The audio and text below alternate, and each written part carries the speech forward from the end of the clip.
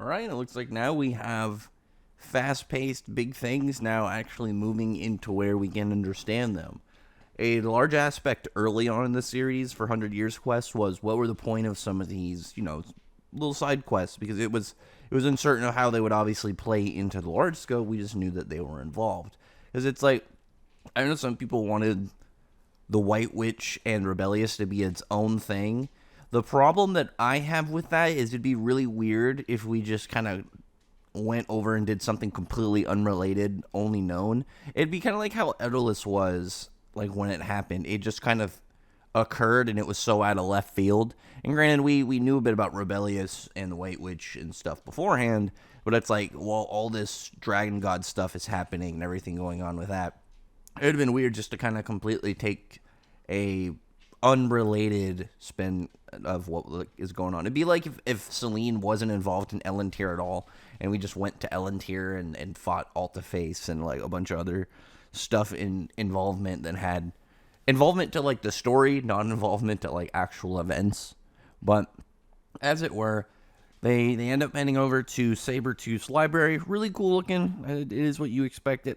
I'm curious of like not like the context of the series of like, well, I guess kind of is in terms of like owning like a big library, because this was, well, no, because in their world they have to have publishers, because like Lucy won an award, so there's clearly structures and setups. I just wonder what it's like for like if you own this like massive library, because it's the extent they own Lucy's book, and it only been out for a chunk of time. So I assume that like, do they just order any books that come out and then keep it somewhere? Like it's just, I assume so. I assume that their whole idea is just collection of books. Like if you just wrote a book, they'd probably get a copy and put it in there. I don't know, just something I was thinking about, just because I was a little uncertain of like how I guess that like big library structure functions in their fictional world. But there it's going about, first off, how you'd expect it. Obviously, Lucy's super excited to see all these different books. Natsu is unimpressed, uninterested in what's going on, and just kind of wants to chill. But I thought it was really funny, like when you think about it, that Natsu is not interested in books. I think that's just kind of like a funny irony thing with him. But they actually have like this little thing that you use to search stuff up to pretty much find any book you want. Natsu ends up looking for Lucy's book. He hasn't read it though. I'm actually surprised about that part, because like he's interested in the book. I'm surprised he hasn't read it as just like the one book that he's actually willing to give a shot to. Maybe he's being smart and he's saving that for a special occasion. Like one day Lucy gets really mad at him, and then he goes and reads it and comes back and he's like, "Hey, you want to talk about your story?" And it's just like this. He's got it as a get out of jail free card at some point. That's the current plan. But they're able to do it with pretty much any of the books. Minerva's explaining like how to do it from like a category kind of like cooking and stuff like that. But Gray ends up like looking for books on like essentially how to confront and talk to Juvia, which I don't know if he really needs any. I feel like he's good. He should know pretty much everything in there. The only thing is probably like Gray making the first move. All he really has to do is let Juvia talk and then just kind of respond to her. And then Angel shows up, and Angel being here was a little bit weird, because I was really confused of what the purpose was Angel like gonna be in the chapter for. But I think it makes sense of essentially it's connecting the 2 points of like Jalal and involving Jalal into the story arc. Hype for it. I will say I'm definitely on board with the people that I think that Godjill should go. I don't think Laxus has to go. Laxus just got something new. But I think Godjill should go, because it'll be really upsetting if we don't get that Godjill and God Serene rematch after Godjill got the shit kicked out of him. But Angel's explaining how pretty much earlier when Jalal showed up, he was looking for stuff on the White Wizard, which ended up being Ferris, and they pretty much cleared out the whole problem with that, with Toka and Ferris and everything going on with their involvement coming over from Elentier and stuff. Angel's teasing him, like trying to like hit on people, even hit on Sting. And Sting makes a funny comment, because it's like he's saying like she's like, "Oh, you only have eyes for my sister," and it's like sort of, because like it's been very clear with some of the Sabretooth ships where Mishima seems to lean them with Sting and Yukino, and then Rogue and Minerva. But I mean, Angel's a complete toss up. I think that'd be so cool if it's like Sting so ends up with Yukino and Angel, just gets both. Just throw Serrano just in the boat for him. Give Sting at least that love, because he's never going to overtake Natsu. I know he wants to, but it's never going to happen.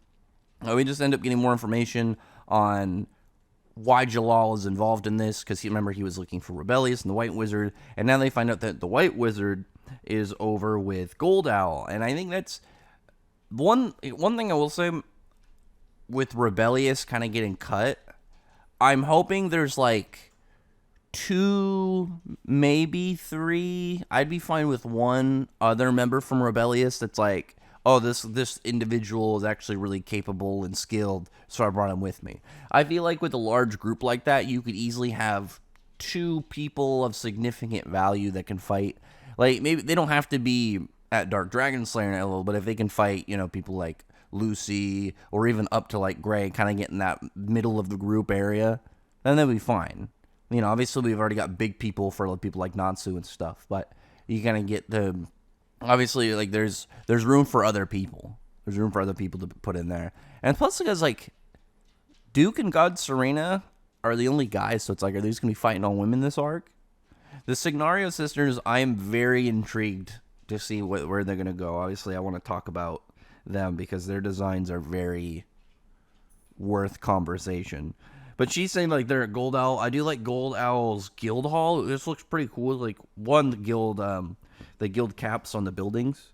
I think that just looks really neat. But I think this kind of like back and forth wrapped in suede structure of like how the buildings kind of like go around each other, I think is really cool. But once they're kind of like getting everything all set out, she's explaining how over there the founder of Rebellious, Athena, is what they're looking for. Essentially, it's this weapon, and I thought it'd be more of like an individual object. Like, I was thinking more of like a sword or a spear or something like that, but I wasn't thinking more of a person. And from what Mishima is putting here, it seems to me, at least in concept, not the same thing, but in concept similar to Pino, with that kind of like Pinocchio-ish story, but not, obviously not the same thing, but wanting to be a real person. I feel like Mishima took the ideas around Pino and then turned it into a serious character, which I think is pretty cool. I like her design. I like that we've got, one of the few mechanical beings in the series. But they're saying that this person it's essentially like a doll made through alchemy that can use magic, which is pretty cool. I assume that she's going to have dragon slaying magic. I'd love to see kind of like I was going to say Arsenal, but I'm thinking more of like just kind of like maybe like Genos, where it's or I guess Wall did a little bit, but you know what I mean? Where it's like, oh, she'll lift her arm back and all these compartments open up and like all these different ports and guns and pieces come out. And it's like she's like this cool super machine dragon slayer, essentially. I think that'd be badass. But they're just kind of like going back and forth, talking, explaining everything, and then we get over to Gold Owl. I'm always a fan of when we get little bits like this in a chapter, when we end from their side of things. I'm hoping in the next chapter we open up with a little bit more on their side. Just a little bit more from, say, like Duke or the Signario sisters.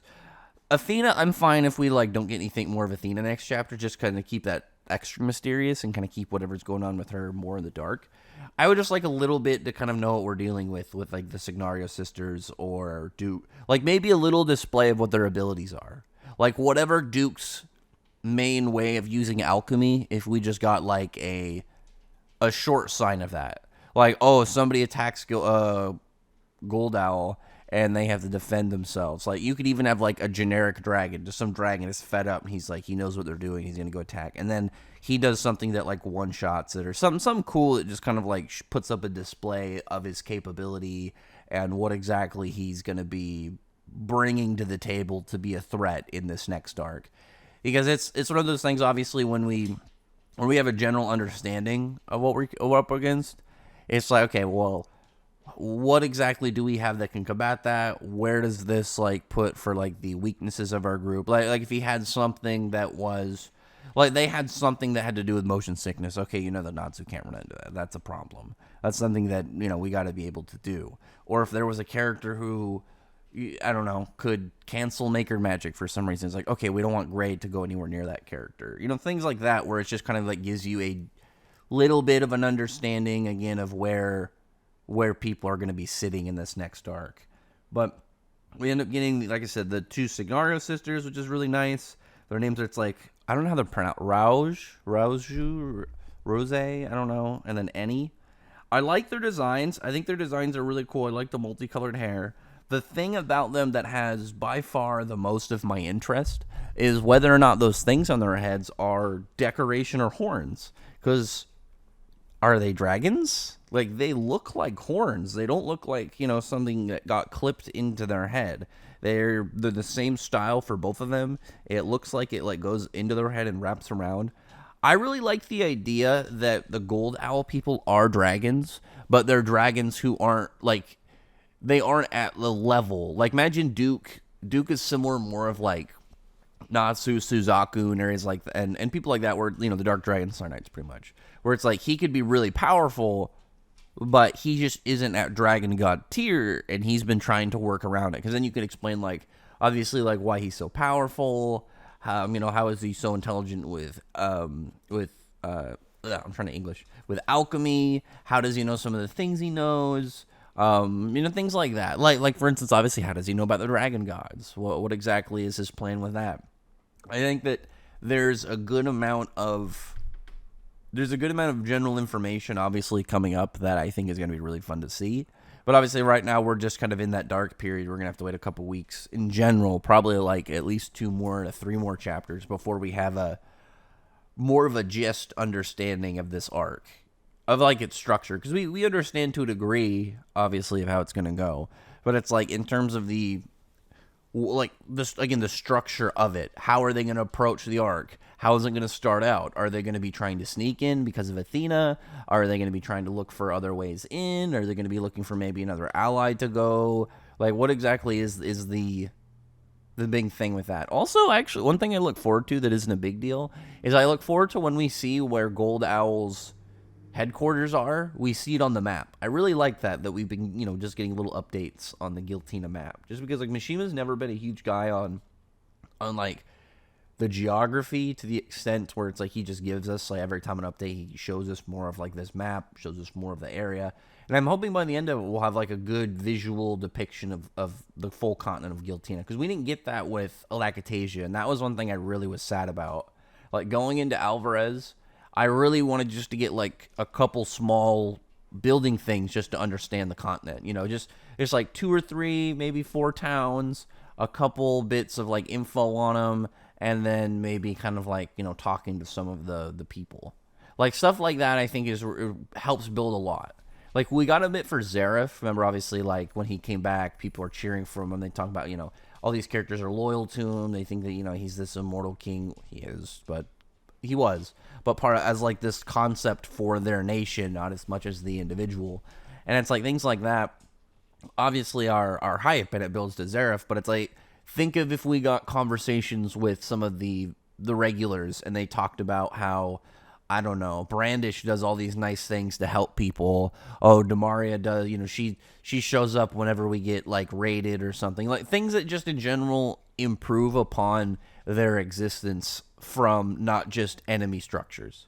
Like, imagine we get to wherever Gold Owl was stationed out of, and it turns out because of they use alchemy pretty much to give everybody food, money, they can heal ailments and stuff. Like, there's ways that they can pretty much fix everything around them to, like, that's why these people are worshiping them, and, like, or something like that, or have, like, amazing trust in them, or whatever. Things that just, again, really get you to understand this group, not from just where, the main cast is coming in, but where they exist already in the story, in, like, the world. Because, like, we got that to a degree with Diablos, where Diablos, we didn't get the same degree, but we got bits to understand more about them as we went, to that kind of, like, actually put more of a picture. Like, we thought when they started, they were just, like, crazy Dragon Slayer bad guys, but obviously as we progressed, they weren't evil, they were just at odds with Fairy Tail because of a misunderstanding.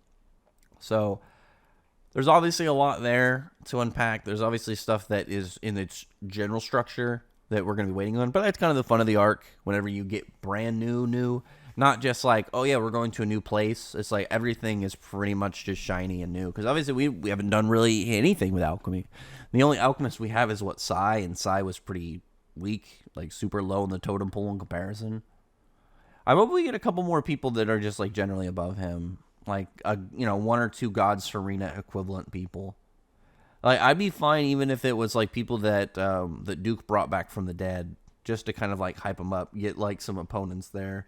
Even if it's like actually it'd be really cool is if there's like a character that's hyped up within like maybe like Giltina or like some region or like some character that used to be alive. Maybe they were a dragon slayer really powerful at the time, but eventually they fell. And then it's like, oh, bam, human transmutation, bring them back. That's an easy +1.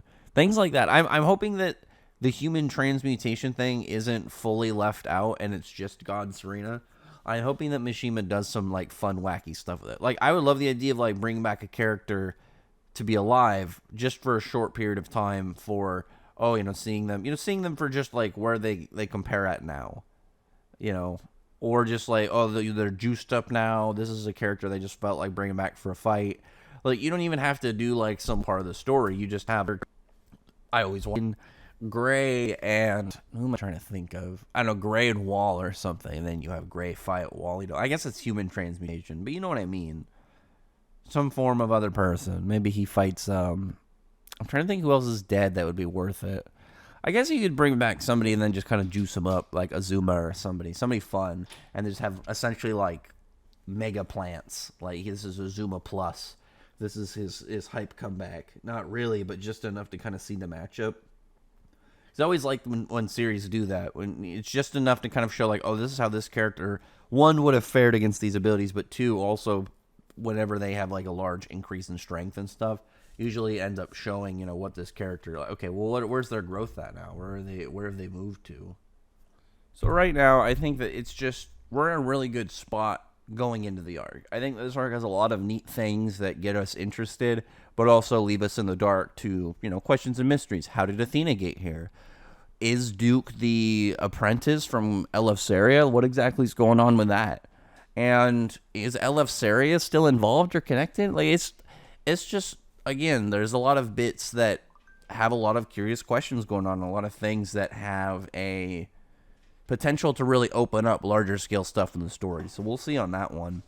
But at the end of it, we see God Serena just kind of having bits with them. I like that also Athena talks. I like that she actually has conversation and she's not just a stand in the back robot.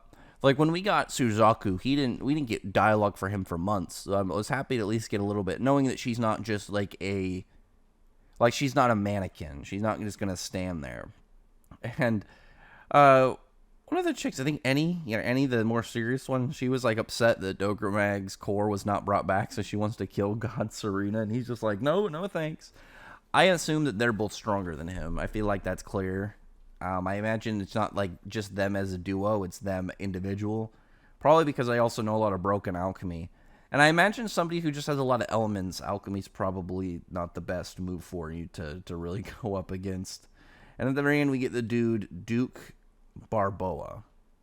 Now, this guy, design-wise, really cool.